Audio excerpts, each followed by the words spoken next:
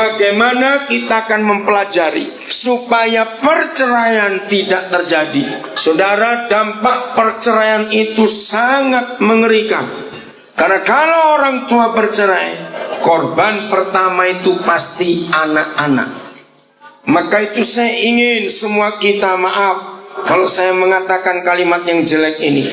Seandainya ada di antara kita yang orang tuanya bercerai, dan betapa sakitnya hati anak-anak, dan kita yang pernah mengalami itu, tolong ceritakan kepada sebanyak-banyaknya orang betapa Tuhan benci perceraian. Saya mau berkata kepada saudara, jangan marah. Sebagai hamba Tuhan saya harus menegaskan hukum ini.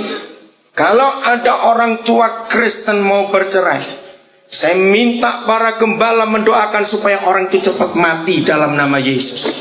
Mungkin saudara terkejut mendengar pernyataan ini. Dengarkan baik-baik. Perceraian itu pembunuhan buat anak-anak. Hal yang paling menyakitkan bukan ketika orang tua miskin tidak bisa beri makan mereka, bukan ketika mereka ingin sekolah, orang tua tidak bisa sekolahkan mereka. Bukan.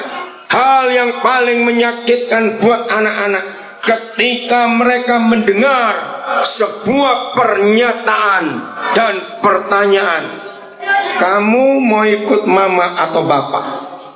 Dengarkan, anak-anak paling sakit kalau mendengar pernyataan dari orang tuanya untuk mereka suruh pilih ikut siapa. Sekian puluh tahun saya menjadi hamba Tuhan, saudara, dan Tuhan mempercayakan kami suami istri untuk mengurus banyak anak-anak yang tertolak. Tadi Bapak Gembala Tangkere bertanya kepada saya, sekarang Pak Daniel sudah diberi anak berapa oleh Tuhan? Saudara, saya berkata mungkin kalau 700 orang itu lebih. Kami nggak punya anak kandung. Bukan kami tidak minta, tidak berusaha, kami menyerah kepada kehendak Tuhan.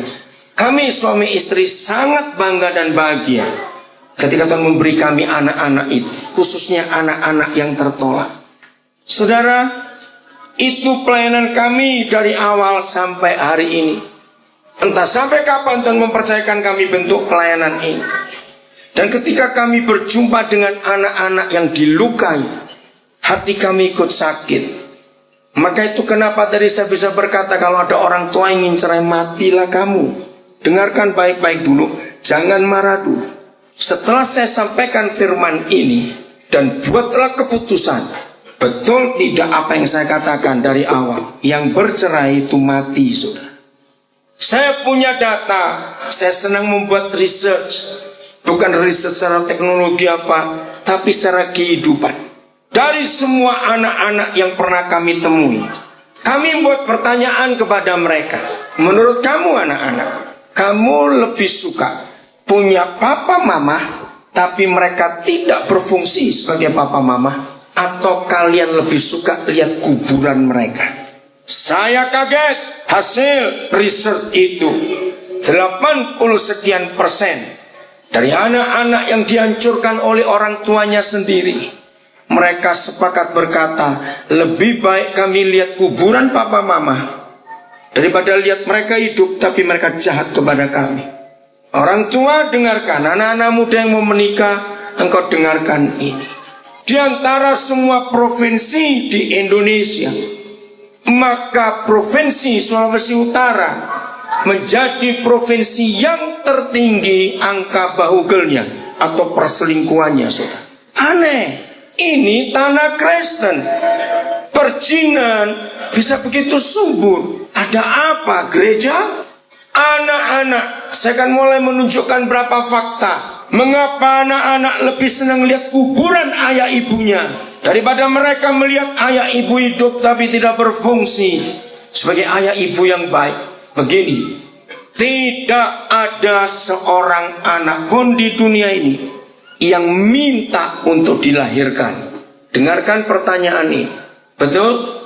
Apakah ada anak-anak sebelum mereka dilahirkan, mereka buat proposal ke orang tuanya, lahirkan saya? Jawab, ada tidak? Tidak ada. Dan tidak ada manusia siapapun yang bisa buat anak. Betul atau tidak? Dan begitu anak-anak yang tidak pernah minta untuk dilahirkan, mereka ada di tengah-tengah kita, ayah ibu. Berarti Tuhan yang mau mereka ada di antara kita, karena Tuhan yang memberi mereka kepada kita. Sebab Tuhan yang ciptakan mereka. Katakan amin. Maka itu mengapa kalimat ini selalu diucapkan oleh anak-anak yang dilukai oleh orang tuanya. Kalimatnya berbunyi, kenapa saya dilahirkan? Mengapa saya dilahirkan? Saya meneliti kalimat itu. Mengapa ada anak-anak berkata seperti itu? Mengapa aku dilahirkan? Ternyata 100% semua anak yang dilukai oleh orang tuanya, mereka akan marah dan kecewa. Kenapa aku dilahirkan? Kalau aku dilahirkan hanya untuk disakiti. Mengerti pernyataan itu? Kalau aku dilahirkan hanya untuk disakiti, mengapa aku dilahirkan? Saudara, karena anak-anak tidak pernah minta untuk dilahirkan. Kalau mereka ada di antara kita, mereka tidak minta, lalu kita sakiti mereka. Betapa jahat kita sebagai orang tua. Kita semua punya hukum yang sempurna. Begitu seorang laki-laki menikah, dia jadi suami. Fungsinya adalah apa? Suami itu? Lu jawab, saya sudah pegang kepala, saya nggak bisa jawab. Sebagai apa suami? Kepala. Seorang gadis yang menikah dan dia jadi istri, hukum Tuhan kita berkata, istri itu adalah, jawab, istri adalah tubuh. Dengarkan, beginilah arti cerai yang adalah mati. Saya percaya banyak di antara kita pernah mengalami sakit kepala yang sangat sakit, betul? Ada yang nama migrain, ada nama macam-macam. Bahkan ada cukup banyak orang yang mengalami sakit kepala berkepanjangan. Nah, ketika ada orang yang sakit kepalanya tidak sembuh-sembuh, apakah tubuh berkata begini, aku capek punya kepala kamu sakit terus, aku mau ganti kepala lain saja? Kenapa saudara tertawa? Ngerti maksudnya? Jadi kalau ada istri tidak suka suaminya, itu seperti tubuh tidak suka kepalanya, dan dia akan potong kepalanya, dia akan ganti kepala lain. Dengarkan, apakah sempat dia ganti kepala lain setelah dia potong kepalanya sendiri? Jawab, sempat tidak? Tidak, karena sudah mati duluan. Begitu pula, pasti kita punya teman, mungkin kita pernah ngalami sendiri. Tubuh ini sakit tidak sembuh-sembuh. Setelah mahnya sembuh, jantungnya sakit, jantung sembuh, nanti ginjalnya sakit, ginjal sakit, nanti paru-parunya kemasukan air, paru-paru sembuh, nanti levernya, lever sembuh, nanti persendiannya terus sakit. Sudah berobat, jual kintal banyak sekali, babi dijual juga, tidak sembuh juga. Apakah kepala berkata, kalau aku ngurus tubuh begini terus, habis rumah tanahku semuanya, aku mau ganti tubuh lain saja? Ngerti ilustrasinya? Maka kalau kepala benci tubuhnya sendiri dan dia mau ganti tubuh lain, berarti dia sedang apa? Jawab, sedang apa dia? Bunuh diri. Itulah hukum yang luar biasa. Tidak ada buku apapun di dunia yang menuliskan bahwa suami istri itu kepala dengan tubuh, kecuali kitab Efesus pasal 5. Tidak ada tulisan manapun di buku di dunia ini. Saudara harus tahu, diperkirakan di dunia sekarang ada lebih dari 5 juta judul buku. Bukan 5 juta buku, 5 juta judul buku. Bayangkan di antara jutaan judul buku itu, hanya Alkitab yang menuliskan aku benci perceraian. Dan kalau suami istri bercerai itu sama dengan bunuh diri, Itu hanya Alkitab kita. Jadi kalau ada keluarga-keluarga cerai, sebetulnya mereka sudah mati. Dan kalau mereka masih hidup, itu adalah mayat hidup, saudara. Maka itu hormati firman Tuhan. Katakan amin. Amin. Itu sebabnya anak-anak muda, kasih yang Tuhan sediakan buat kita itu sangat dibenci oleh iblis. Saya mau katakan ini.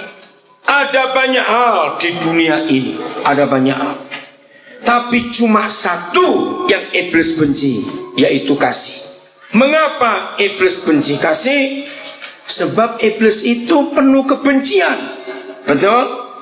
Kalau ada kasih, berarti kebencian hilang. Iblis tidak mau. Maka itu dia hancurkan kasih. Rumah tangga dihancurkan. Suami istri saling menyakiti. Anak-anak muda, saya berikan ilustrasi ini kepada kalian. Siapa masih ingat dalam Mazmur 90, Musa, hamba Tuhan hebat itu, menulis umur kita manusia paling berapa tahun? Siapa ingat? Berapa tahun? 70 tahun. Betul. Kalau kuat kita 80. Saya berikan angka ini. Kalau ada pemuda-pemudi menikah umur 25 tahun, mereka baru menikah. Misalnya umur 26, mereka dua punya anak pertama. Saya ambil contoh ini. Umur 26 punya anak pertama, umur 27 punya anak kedua, punya tiap tahun satu. 28 punya anak satu lagi, 3. 29 punya anak satu lagi. Misalnya begitu. Ketika dua orang ini mencapai umur 35 tahun, anak pertama mereka umur berapa? Ayo cepat ngitung. Menikah bukan 10, salah. Itu namanya hamil sebelum menikah. Loh, betul gak? Siapa bilang umur 35? Nah itu awas ya. Umur 25 menikah, umur 26 punya anak pertama. Jadi anak pertama umur berapa? Ketika ayah ibu umur 35. Wih, anak-anak kamu pintar. Gurumu siapa ya? Pintar sekali.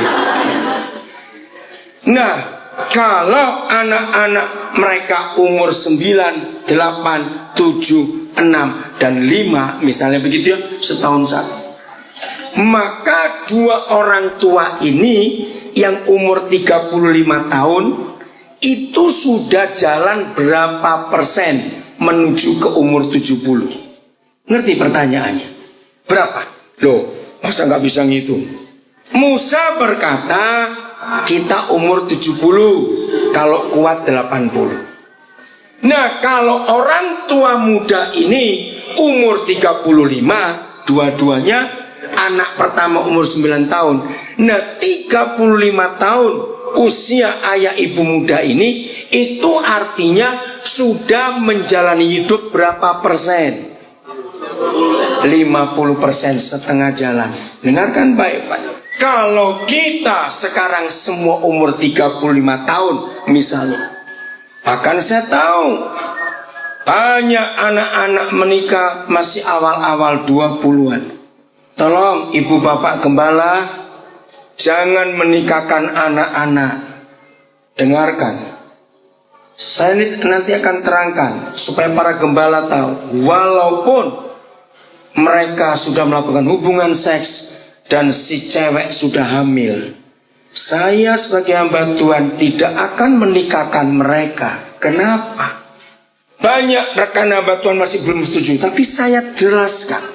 Saya akan konseling mereka dengan detail untuk mencari ini betul-betul cinta atau karena hawa nafsu.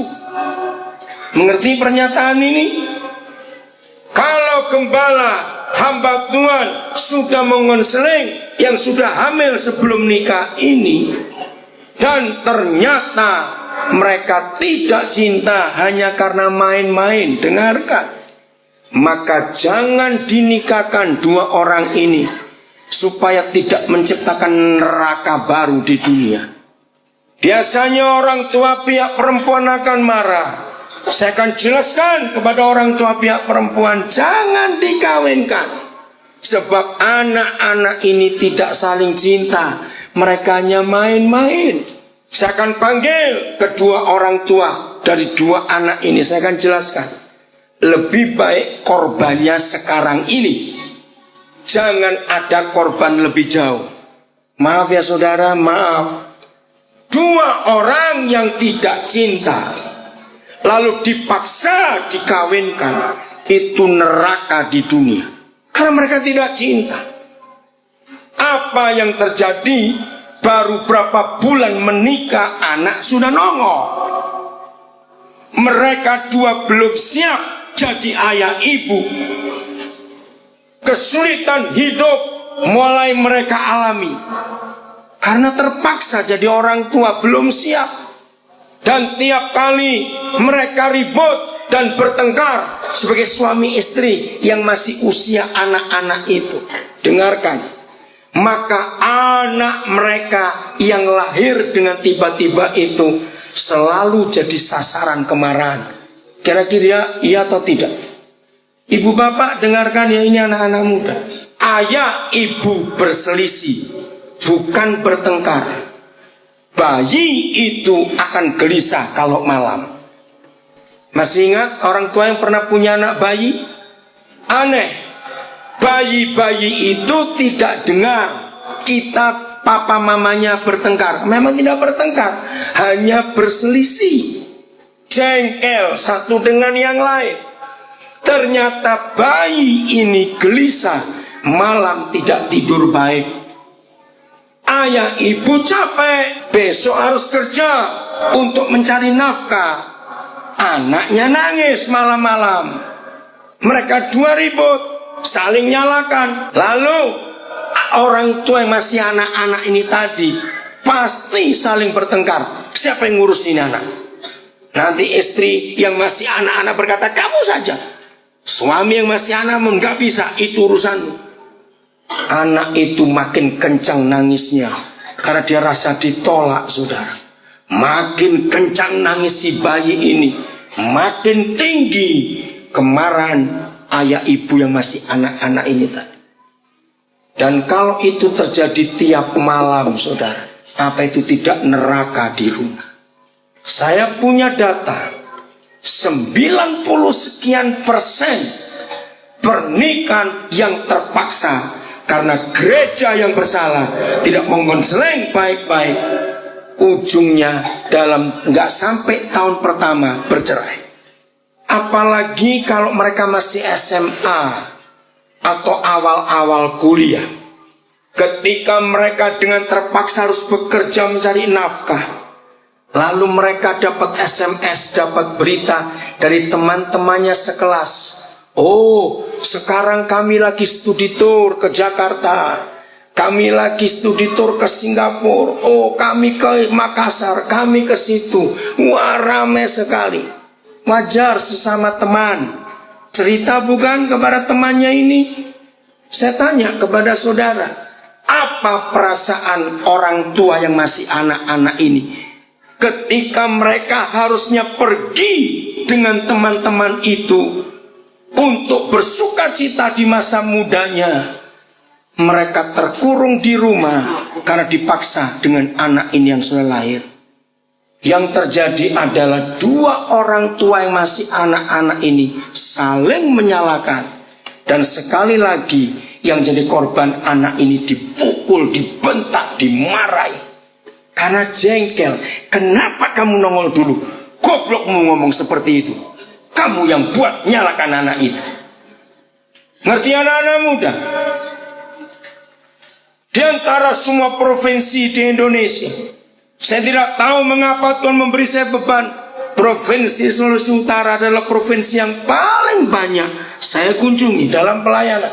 Tahun 74 bulan April, pertama kali saya menginjakkan kaki di Tanah Minahasa, itu di Manado. Tahun 74 bulan April. Akhir April 74, pertama kali saya ke Amuran, langsung masuk ke Ratan, langsung ke Tombatu. Waktu itu dari Manado sampai Amurang saja 11 jam sudah. Itu tahun 74. Di beberapa tempat kami harus turun penumpang bis, dorong bis. Waktu itu saya masih ingat naik bis bersama ayam, anjing, sayur, babi, campur orang. Ada orang-orang tua dulu tahun 74. Berapa tempat itu kubangannya besar, bisnya kami dorong. Saudara, 78 saya sudah ke Sangir, dari Tagulandang sampai ke Tahuna. Pertama kali tadi kalian makan ada kawok tidak di rumah? Di tempat kami ada kawok. Kawok itu Mickey Mouse. Oh. Tadi di rumah Pak Gembala kami makan Batman, makan Mickey Mouse. Oh, itu enak sekali. Pertama saya makan Mickey Mouse itu bulan April tahun 74 di desa Matungkas, saudara. Waktu itu kami tinggal di Tumaluntung. Kami ke Matungkas. Saya pikir ayam. Saya lihat kepalanya, kok ada gigi ayam. Apa ini? Terus Bapak Pendeta bilang, itu kawok. Saya bilang, kawok itu apa? Tadi anak saya Teddy bilang, hi. Oh, enak tahu tidak? Kamu harus coba itu. Oke. Saudara, saya melihat fakta. Maaf. Begitu banyak anak-anak dilahirkan di tanah Kristen ini yang memakai mama atau neneknya atau omanya. Saya tidak mengerti dulu kenapa. Ngerti maksud saya, saudara? Dan itulah karena perzinahan. Anak-anak dilahirkan tanpa ayah. Lagi sekali ini tugas gereja harus berani menyampaikan kebenaran ini. Selanjutkan kepada dua orang tua yang masih jadi anak-anak ini. Kembali, anak-anak yang sudah jadi orang tua ini. Ketika teman-temannya rekreasi, studi, turas semuanya, mereka makin sakit. Anak ini selalu dimarahi, dipukul, dibentak. Maka itu maaf ya, jangan tersinggung. Maka itu gereja, kita harus menolong anak-anak korban ini. 100% anak-anak yang dilahirkan karena terpaksa, karena perzinahan orang tuanya. Ketika masih SMP, masih SMA, anak-anak pertama itu 100% nakalnya luar biasa. Dan jadi masalah kalau tidak segera ditolong, saudara. Siapa opa oma yang tidak menderita, punya cucu nakalnya seperti itu? Apalagi 90 sekian persen diakhiri dengan perceraian sebelum tahun pertama usia pernikahannya. Orang tua saya ajarkan, lebih baik anak-anak kita berstatus seperti itu, sudah punya anak tapi belum menikah, daripada anak-anak kita berstatus janda dan duda ketika baru awal-awal 20-an umurnya. Mengerti? Kalau sudah duda dan janda baru awal-awal 20-an umurnya, ingat hukum Kristus. Kalau sudah menikah di hadapan Tuhan tidak boleh cerai. Dan kalau cerai menikah lagi itu perzinahan. Akhirnya masalah bertambah. Hubungan orang kedua orang tua dari anak-anak yang terpaksa jadi ayah ibu ini jadi tidak baik.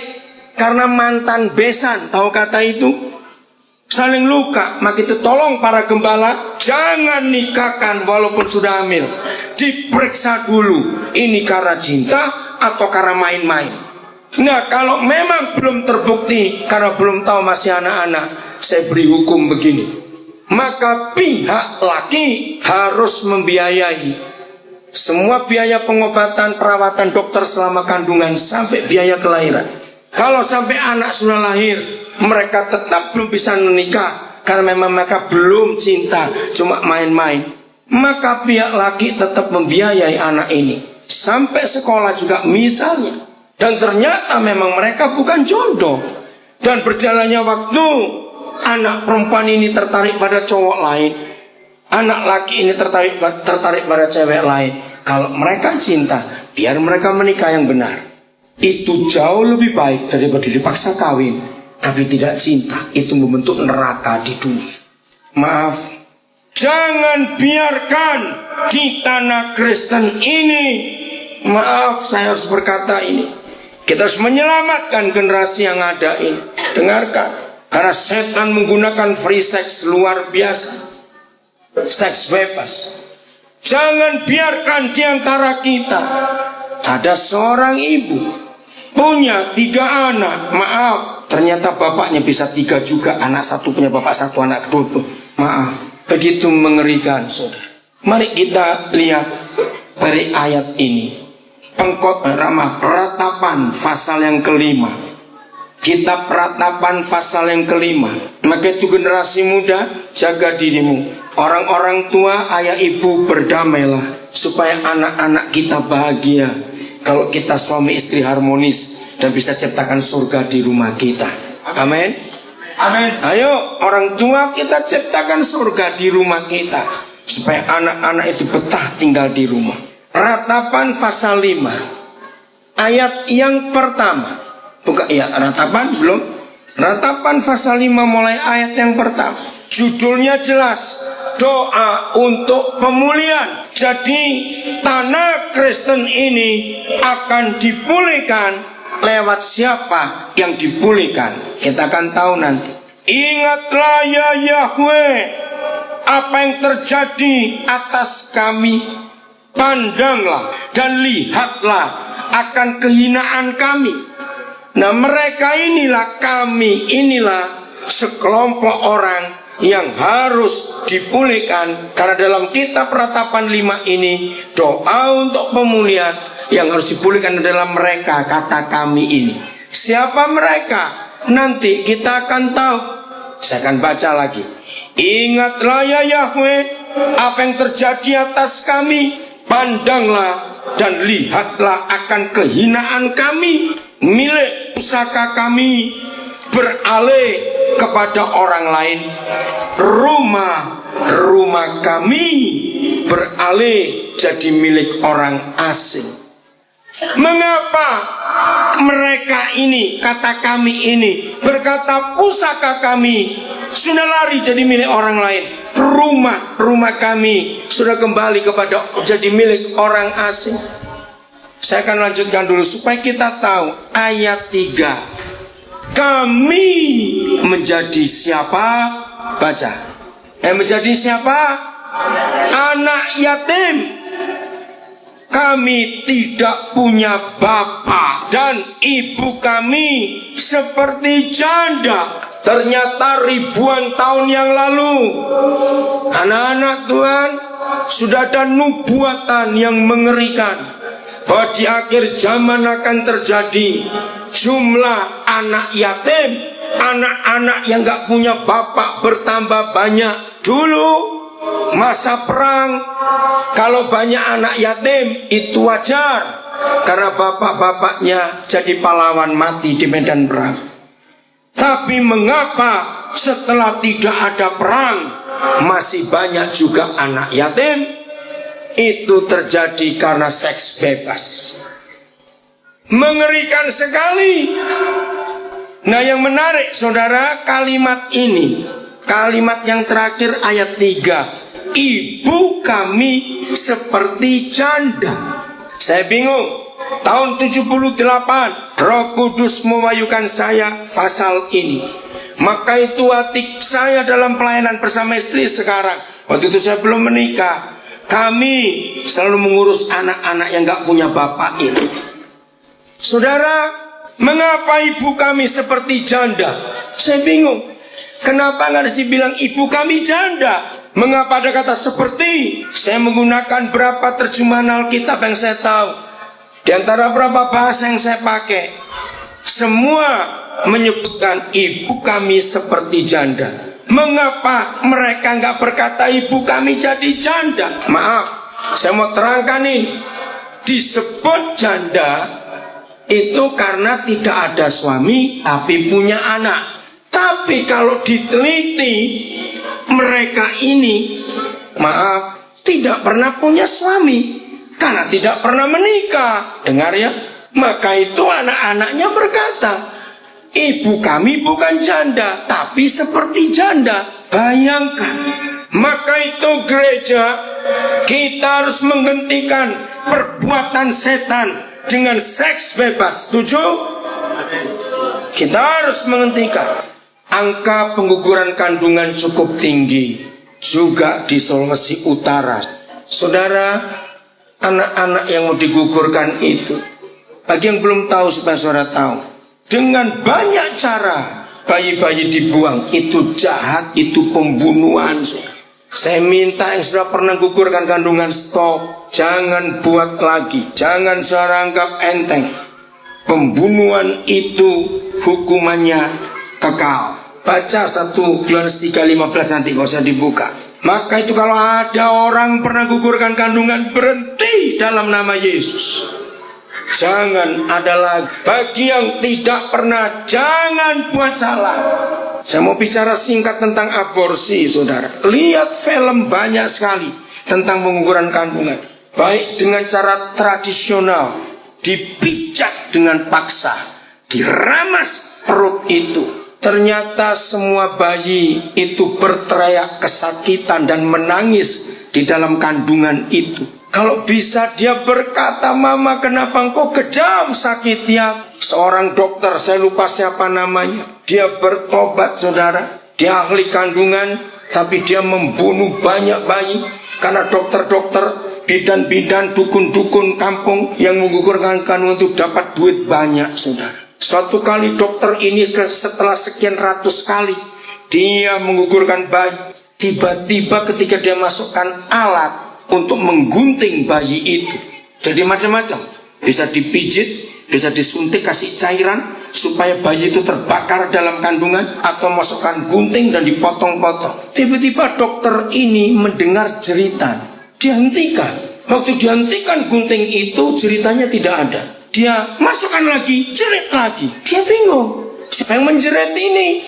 Selama ratusan kali dia gugurkan kandungan, gak pernah terjadi. Hari itu Tuhan turun tangan buat dia bertobat. Ternyata yang menjerit bayi itu, padahal ibunya gak dengar. Secara fisik telinga dia pun gak dengar. Ringkas cerita, dia buat percobaan. Jadi bayi-bayi itu dimasukin obat, dimasukin gunting, itu dalam kandungan dia lari-lari saudara. Ingin menghindar. Maaf, seperti anjing kita kejar untuk kita toki, dia lari menghindar. Karena kandungan kan sempit, mau lari kemana? Maka itu semua ibu yang gugurkan kandungan, dia merasa sakit bukan karena dipijat, karena apa? Karena bayinya berontak, tendang sini, tendang situ, lari ke sana kemari. Tapi mau lari kemana dia? Karena tempat itu sempit.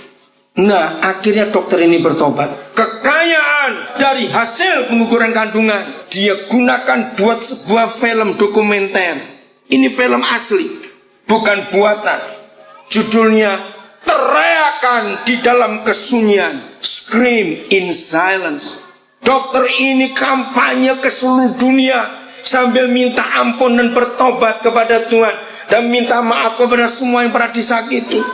Dalam kesaksian dokter ini, setelah dia tahu itu bertahun-tahun dia nggak bisa tidur, dikejar suara bayi-bayi yang dia bunuh.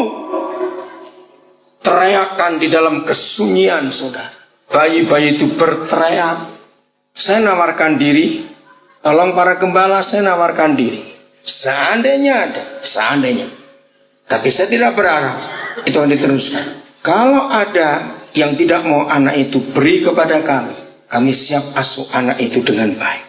Jangan jadi pembunuh kau anak-anak Minahasa dalam nama Yesus. Hentikan free sex. Hargai kehidupan.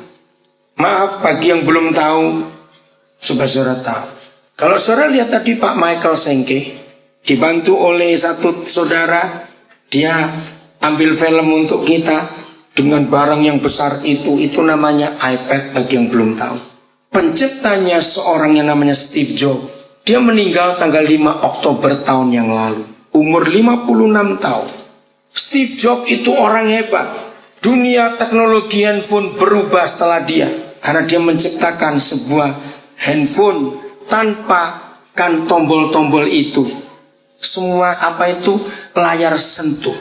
Itu Steve Jobs. Dan saudara tahu siapa dia? Orang tuanya itu mahasiswa-mahasiswi tingkat pertama di perguruan tinggi di Amerika. Ayah, ibu, atau oma opanya Steve Jobs dari pihak mamanya marah. Mereka paksa bayi itu digugurkan. Tapi punya Steve Jobs tidak mau. Dia cari orang tua angkat namanya Thomas Jobs. Waktu kandungan usia 5 bulan, keluarga Thomas Jobs ini mengadopsi anak ini tanpa tahu ini laki atau perempuan. Sebab waktu Steve Jobs dikandung itu tahun 55, belum ada USG. Jadi orang tidak tahu ini laki atau perempuan. Keluarga Thomas Jobs ini mengadopsi dia masih dalam kandungan usia 5 bulan. Lalu keluarga Thomas Jobs ini yang membiayai selama kehamilan sampai kelahirannya, dibiayai semua. Bayangkan kalau dia digugurkan hari itu, dunia gak akan punya iPod, iPhone, iPad, dunia gak akan punya itu. Ternyata ada anak-anak yang hebat juga. Setan bisa buat macam-macam. Maka itu berhenti saudara menggugurkan kandungan, berhenti dari free sex dalam nama Yesus. Gereja harus berani mengkhotbahkan ini. Jadi ibu kami bukan janda, tapi seperti janda karena tidak menikah. Ayat 4 dengan cepat, masih ratapan 5. Air kami minum dengan membayar. Kami mendapat kayu dengan bayaran. Artinya begini, gereja semua anak di dunia itu tidak cuma perlu makanan, pakaian, mainan dari orang tuanya. Semua anak di dunia memerlukan surga. Katakan amin. Itulah orang tuanya. Itu sebabnya ketika anak-anak tidak mendapat surga di rumah, anak-anak akan cari surga di luar rumah. Maka itu di kota-kota sekarang, jalanan, terminal, pelabuhan penuh dengan anak-anak yang terbuang ini. Air kami minum dengan membayar. Minum itu kan harusnya gratis, tapi anak-anak itu menderita. Kayu itu untuk hidup, masak air, masak nasi, semuanya itu istilahnya. Itu pun dengan bayar. Apa yang terjadi? Anak-anak jalanan itu dapat makanan. Teddy besok akan cerita, dia mantan anak jalanan, saudara. Anak-anak itu dapat makan, dari para pelacur, dari orang-orang jahat. Mereka nggak bersalah. Kami orang tua yang bersalah. Ayat 5, saudara. Kami dikejar dekat-dekat. Kami lelah. Bagi kami tidak ada istirahat. Baik Satpol PP mengejar, apalagi mereka disalahkan. Polisi mengejar mereka. Karena rata-rata mereka jadi jahat di jalanan itu.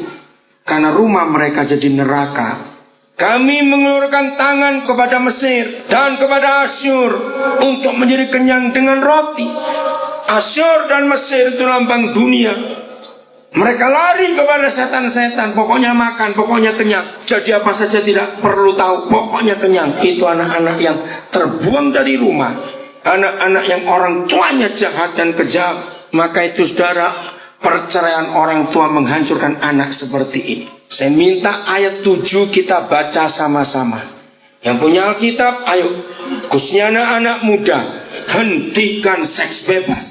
Supaya ini jangan terjadi lagi di tanah Kristen ini. Semua ayat 7, baca. 1, 2, 3. Bapak-bapak kami berbuat dosa.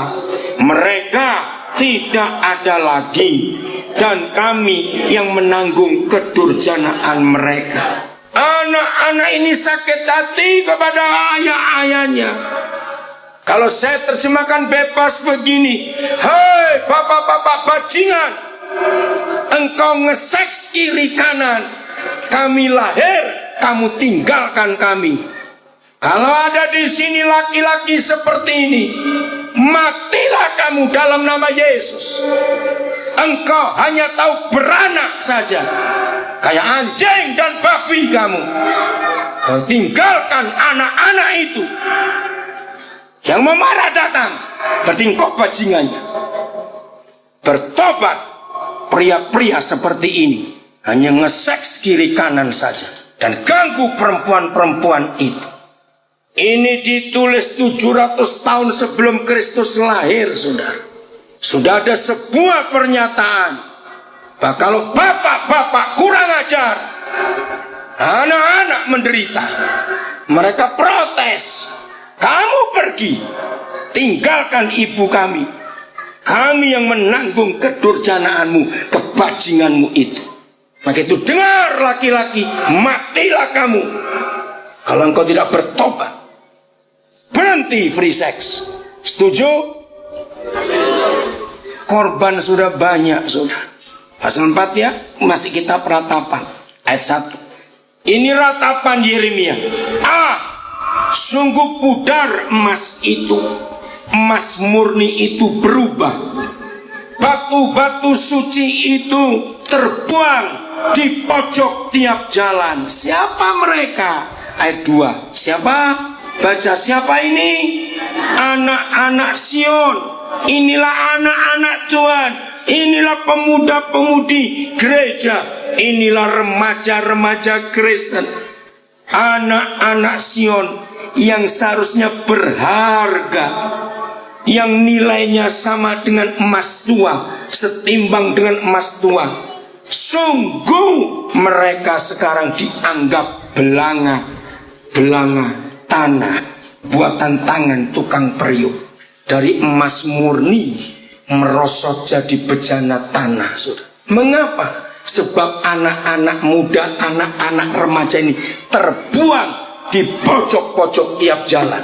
Saya tanya begini, di Lalompe tidak ada, tapi di kota-kota ada. Di Amurang pasti ada, di Modo Inding pasti ada, di Motoling saya belum tahu, di Manado pasti banyak. Kalau ada orang-orang berkumpul di pojok tiap jalan, itu biasanya malam atau siang? Siapa jawab, malam atau siang? Malam. Biasanya ini anak-anak muda atau orang tua? Anak muda. Lalu kalau anak-anak muda kumpulnya malam-malam di pojok tiap jalan, kira-kira yang mereka kerjakan itu kebanyakan yang negatif atau yang positif?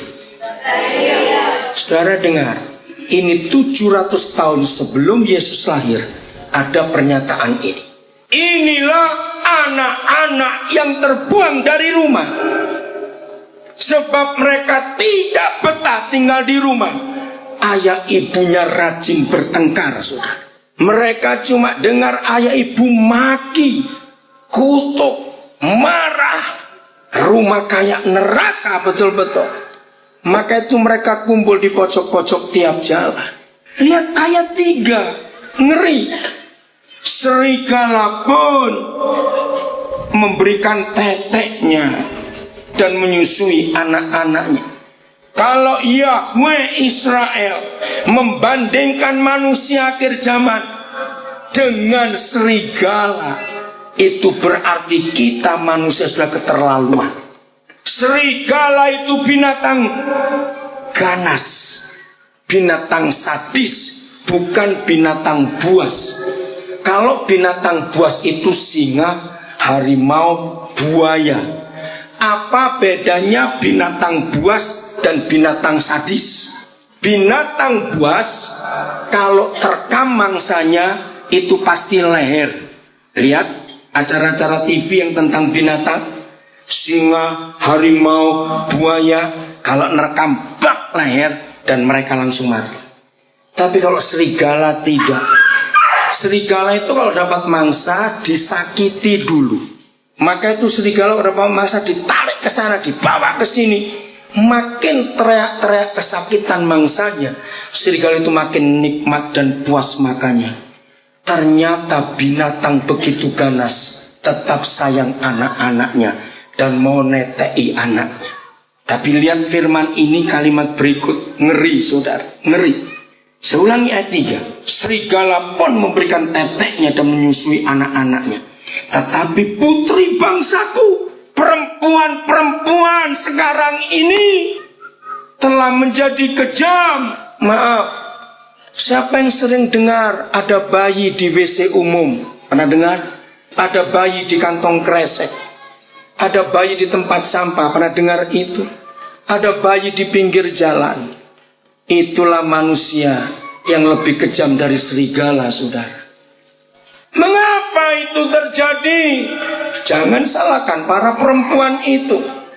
Maka itu saya berkata keras tadi, terkutuk langkau laki-laki bajingan yang suka ngeseks kiri kanan. Matilah kamu, saya ulang-ulang ini dalam nama Yesus. Kalau semua kita perempuan di sini hari ini, dengar, kalau kita semua perempuan hari ini di sini, lalu kita hamil, ternyata bapak anak yang dalam perut kita itu lari, secara wajar kita sebagai ibu enak saja, engkau tinggali anak ini, engkau lari. Akhirnya ibu tuh gak suka anak ini. Ngerti maksudnya? Kamu aja bapaknya gak tanggung jawab, ngapain aku ngurus anak ini? Dan ini nubuat sudah terjadi 2700 tahun yang lalu. Putri bangsaku jadi kejam, membunuh anak itu sendiri dan membuangnya. Saya lompat ayat yang ke-10, saudara, supaya waktunya. Ayat 10 dengar. Dengan tangan sendiri. Alkitab itu luar biasa. Wanita yang lemah lembut, enggak disebut ibu, tapi wanita. Saya ulangi ayat 10. Dengan tangan sendiri, wanita yang lemah lembut memasak anak-anak mereka untuk makanan mereka, tak kala runtuh putri bangsa. Memang saudara, sedikit sekali kita mendengar ada ibu makan anaknya sendiri secara fisik, tapi pernah terjadi. Tapi mari kita lihat, berapa banyak orang tua jual anak karena ekonomi, betul tidak? Berapa banyak? Tadi malam saya dengar kesaksian dari seorang anak sampai dia menangis karena dia tahu ada saudara yang dijual oleh ibunya sendiri. Anak perempuan dijual kepada om-om yang kurang ajar itu untuk dapat duit karena mereka lapar. Berapa banyak sekarang orang tua jual anak, baik jual secara diberi atau jual karena seks. Itu ayatnya. Wanita yang lemah lembut merebus anak-anaknya sendiri untuk makan karena lapar, karena bapak-bapak tidak bertanggung jawab. Biarlah firman ini membuat setan takut ada di Minasa Selatan. Setuju? Amin. Setan, engkau dengar, perbuatanmu ditelanjangi oleh firman kebenaran ini. Amin. Dan engkau pergi dari rumah Tuhan dalam nama Yesus. Dan jangan ganggu anak-anak remaja, anak-anak muda ini.